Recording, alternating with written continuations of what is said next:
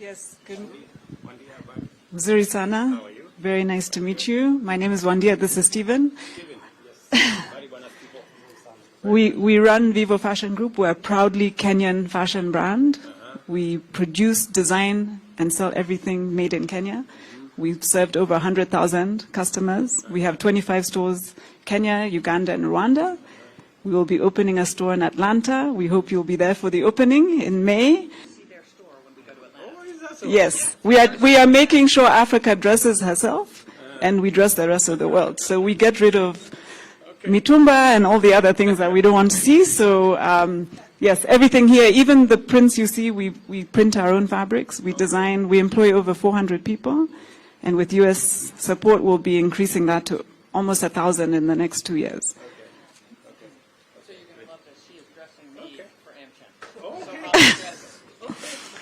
And we welcome you to our factory as well. We will be there In Babadogo. Thank you.